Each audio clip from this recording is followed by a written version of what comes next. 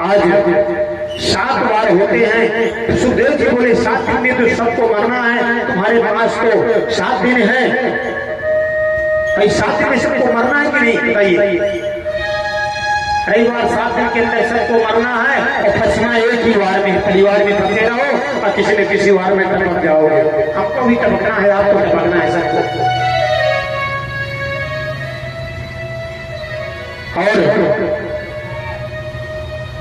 जन्म जन्म अपनी जतन कराही, अंत राम कहीं आवत नहीं। सिर्फ भजन हम जो माला चलाते हैं महाराज, बहुत आदि बोलते हैं माला करते जीवन चला गया, हमारा दुख नहीं जा रहा, हमारे लड़का नहीं हो रहा, हमारे पड़ोसी करोड़ों रुपया कमा रहा है, हमारे पास 2 रुपया नहीं आ रहा। महाराज जी माला जपने से ये सबको नहीं मिलेगा, लेकिन ये गारंटी है कि जन्म जन्म अपनी जतन कराही, अंत राम कहीं आवत नहीं। अंत मरते समय जो जिसका चिंतन रहेगा वो योनि आपको मिलेगी। अगर आप जीवन में भजन किए हैं तो अंत समय मुख से राम नाम निकलेगा। लेकिन आप अगर यही संसार में फंसे रहे महाराज, तो एक मैया है अभी बिस्तर में पड़ी है, पता चला मैया का गोविंदाय नमो नमः हो गया, गोविंदाय नमो नमः हो गया, तो भैया बाजू में बोलते हैं कुछ घास लगा था, आग लगी थी, वहां झाड़ू पड़ा था, तो मैया की नजर पड़ी तो पता नहीं मरने के बाद भी जिंदा हो गई। अरे देखती नहीं हो झाड़ू, गंगा जल जाएगा, टूट जाएगा, उसको हटाओ। मौत है भगवान के पास जा रही, इसको झाड़ू की पड़ी है महाराज।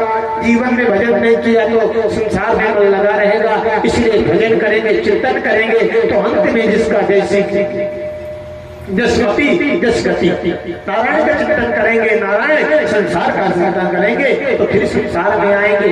ऐसी हमें जड़ भरत की कथा आती है। ऋषभदेव के पुत्र हैं कि उनके 100 पुत्र हैं, 100 पुत्रों को राजपाट देकर के चले गए जंगल में। वहां 1000 माला डेली करते हैं। एक दिन गलती से बोलते हैं, एक धरा गर्भवती है हिरणी और पीछे से शेर दहाड़ा। अब हिरणी सोची कि शेर आ रहा है। आज जैसे ही शेर दहाड़ा हिरणी भागी, उस समय भरत जी महाराज शेर को अर्घ दे रहे थे। उन्होंने देखा हिरणी जैसे छलांग लगाई नदी में तो गर्भपात हुआ। वो बालक बच्चा जो हिरणी का बच्चा है वो गिर गया जल में, नदी में, और उनका प्राणांत हो गया।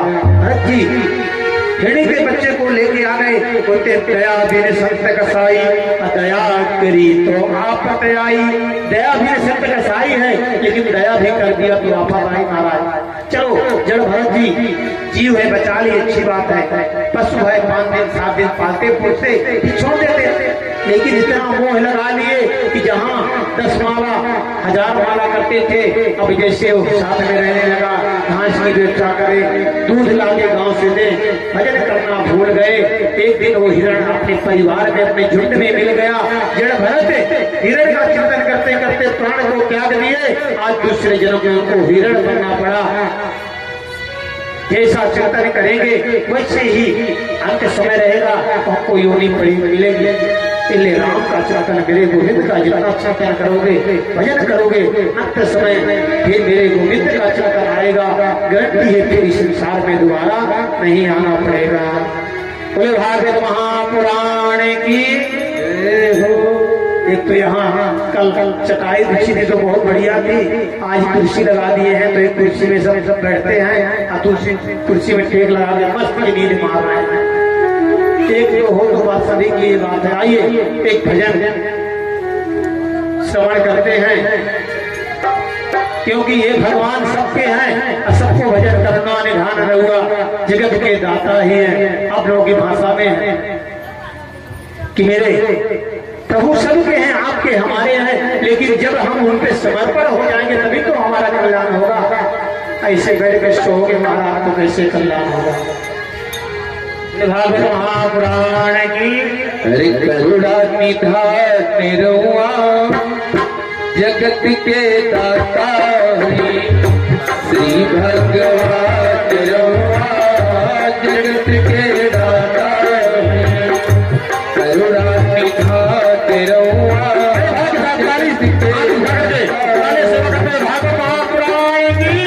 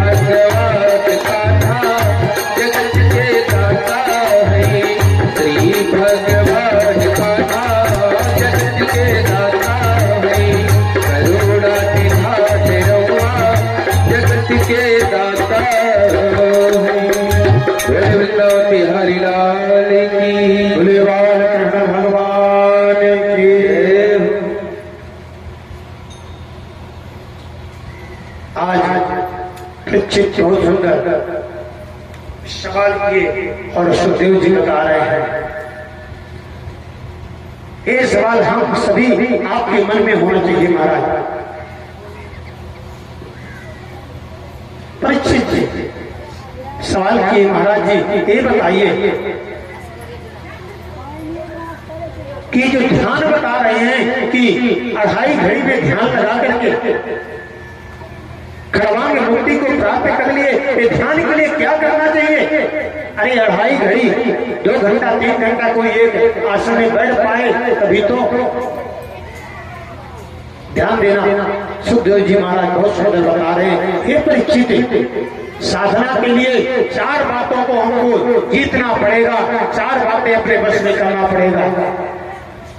वो 4 बातें क्या है? जितासनो जित श्वासो जित संगो जितेन्द्रिया स्थूलो भगवतो रूपे मनः संतोषेन्द्रिया। बोले सबसे पहले जितासनो, अपने आसन को जीतना है। महाराज हम 2 मिनट भी नहीं बैठ पाते, 2 मिनट में पैर चलाएंगे तो हमारा ध्यान कैसे लगेगा? महाराज जितासनो, आसन को जीतना है। बोले महाराज आसन को कैसे जीते? बोले कि धीरे धीरे अतिशय रगड़ करे जो कोई, तो अनल प्रगड़ चंदन से हुई लकड़ी से अग्नि प्रकट हो जाती है। तो हम पहले बैठेंगे तो 5 मिनट, फिर 2-4-10 दिन में आदत बनेगी 20 मिनट, अब बैठने की आदत करेंगे तो 2-4 महीने में ऐसी आदत बन जाएगी कि हम 4 घंटा 5 घंटा बैठे रहेंगे, न पैर दर्द करेगा, न आप यहाँ हमको 8 घंटा बैठाओ और 10 घंटा हम पैर नहीं हिलाएंगे। महाराज एक बार आप लोग तो एक बार यहाँ करते हो, आधे सो लेते हो, हमको सोना नहीं, ना पैर चलाना, ये कोई बड़ी भारी बात नहीं महाराज जी, ये साधना है। आप लोग भी चाहें कि अगर प्रयास करें तो आप लोग भी कर सकते हो कि एक आसन में 5 घंटा 6 घंटा बैठे रहेंगे, लेकिन धीरे धीरे प्रयास करना पड़ेगा। जब बैठेंगे तभी पूजा पाठ कर पाएंगे महाराज, तभी कुछ नहीं। आजकल सप्ताह की कथा होती है, उसमें जजमान 25 बार पैर चेंज करता है महाराज। अभिषेक रुद्राभिषेक आधा घंटा चलता है, कभी पीछे पैर करेगा, कहीं आगे करेगा, क्योंकि कभी सोचा ही नहीं। सभी को गृहस्थों को चाहिए कि 1 घंटा बैठ करके चाहे वो राम नाम भजे, अपने जिसको चाहे मानता है उसका चिंतन करे, नित्य नियम बना ले, अपने इष्ट का भजन करना है, अपने इष्ट का चिंतन करना है। प्रथम जितासनो, दूसरा है श्वासो। अब आसन को आप जीत लिए तो सांस को, बोले सांस को क्यों जीतना है? अब आपको किसी ने मंत्र दे दिया कि आप ओम त्र्यंबकं यजामहे सुगन्धिं पुष्टिवर्धनम् उर्वारुकमिव बन्धनान् तुलसीये महामृतात्। अब इसमें तो आप कर लेंगे, लेकिन गलती से इसमें संपुट लगा के बोले एक सांस में आप जाप करो। महाराज जी त्र्यंबकं यजामहे सुगन्धिं पुष्टिवर्धनम् 25 बार सांस लेंगे ओम मंत्र। आप चाहे एक माला नहीं, एक 1.25 लाख मंत्र जब डालो, एक मंत्र का लाभ नहीं मिलेगा, क्योंकि वैदिक मंत्र जो होता है एक सांस में पूरा होना चाहिए, तभी पूरा होता है। चाहे चौपाई कोई बोलते हैं कि आपके जीवन में अगर कहीं जा रहे हो और मन में लगता है काम नहीं होगा, एक चौपाई का भजन कर लो, एक सांस में 7 बार जाप कर लो, चले जाओ, जरूर मेरे नारायण की कृपा होगी, राघव की कृपा होगी।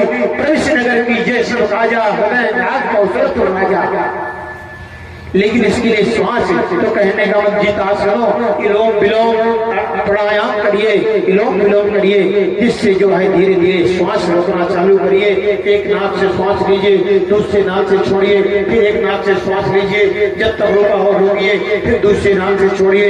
इलोम विलोम प्राणायाम करने से श्वास को रोकिए कि जो आपकी अभी आप ओम बोलेंगे 30 सेकंड नहीं बोल पाएंगे, लेकिन अगर इलोम विलोम करना चालू किए, कल आप ओम का उच्चारण करेंगे 1 मिनट तक चलता रहेगा, श्वास नहीं